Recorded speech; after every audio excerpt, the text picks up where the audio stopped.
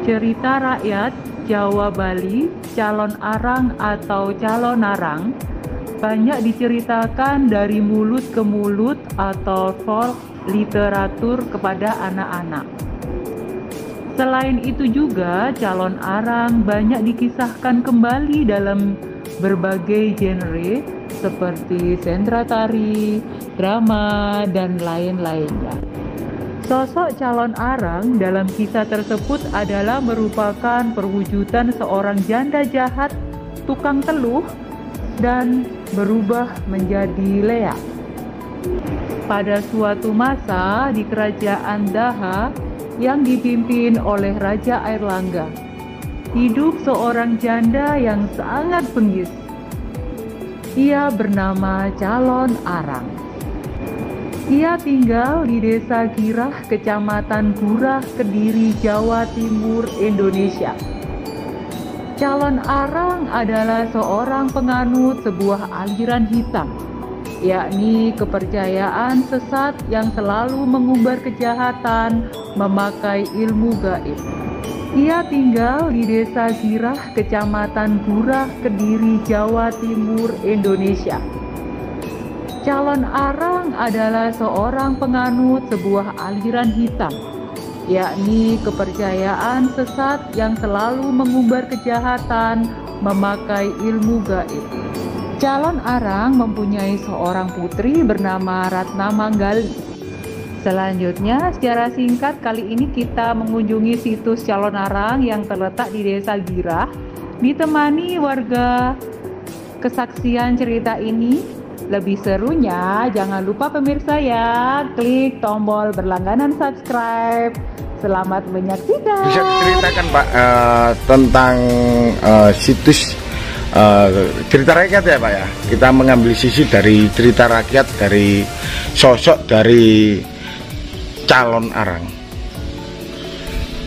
Oke, sebelumnya saya ucapkan salam sejahtera untuk kita semua. Di sini saya hanya membawa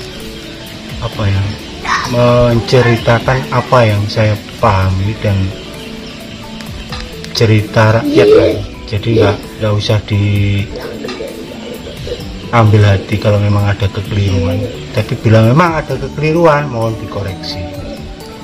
Jadi kita sekarang ini berada di sebuah situs yang di Kediri ini disebut dengan situs Calon Arang, di mana tempat inilah yang menjadi domisili dari Ibu Ratu Niang Calon Arang, atau biasa dipanggil itu dengan Ratu Niang Calon Arang, atau biasa disebut dengan Rangdek Ring Girah, karena memang beliau tinggal di Desa Gurah ini. Mungkin kita banyak kita dengar sisi yang lain dari beliau, terutama adalah sisi negatif beliau, yang dimana beliau sebagai seorang Ratu Lea, sebagai yang mempelajari atau mengajarkan sisi negatif dari sebuah keilmuan ya. Dari di sini termasuk Pangiwo atau sisi kiri. Tapi dibalik semua itu banyak yang tidak dipahami oleh masyarakat dan orang-orang saat ini, yang hanya menilai dari sisi negatifnya. Padahal di hati beliau yang sebenarnya menyimpan sebuah ketulusan, keikhlasan untuk berbuat sesuatu untuk menjaga kehormatan, kesucian dari anak beliau. Jadi bisa dikatakan Ibu Calon Arang ini adalah simbol sosok seorang ibu yang sangat mencintai secara tulus, secara ikhlas anugerah yang diberikan Tuhan berupa seorang putra, seorang anak. Jadi demi kehormatan, demi kesucian seorang anak, dia tulus dan ikhlas terjatuh dalam kubang Pangiwo yang sebenarnya sangat tidak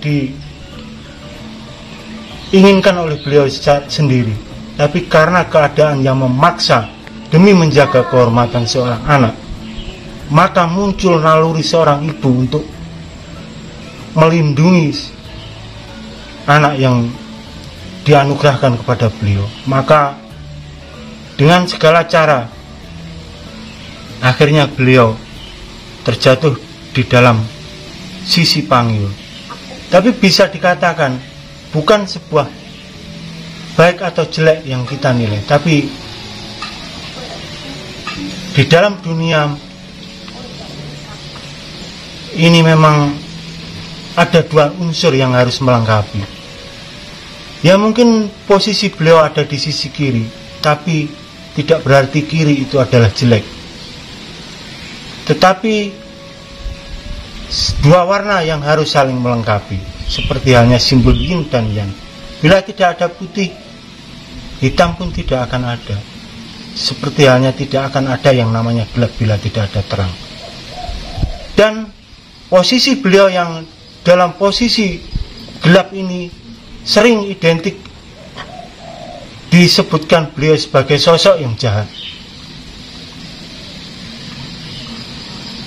Tapi pada dasarnya itulah simbol seorang ibu yang selalu menjaga kehormatan seorang anak. Mari kita lihat, mari kita saksikan di mana seorang ibu tidak pernah mengharapkan sesuatu dari anak, tapi ibu selalu mencurahkan secara tulus dan ikhlas sesuai dengan kemampuan yang beliau miliki. Untuk itu, marilah kita hilangkan image tentang kejahatan beliau, tapi kita saksikan bahwa beliau adalah simbol seorang ibu yang melindungi seorang anak.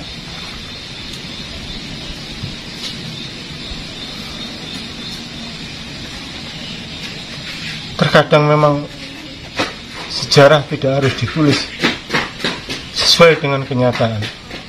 Untuk meninggikan sesuatu harus merendahkan sesuatu di bagian yang lain.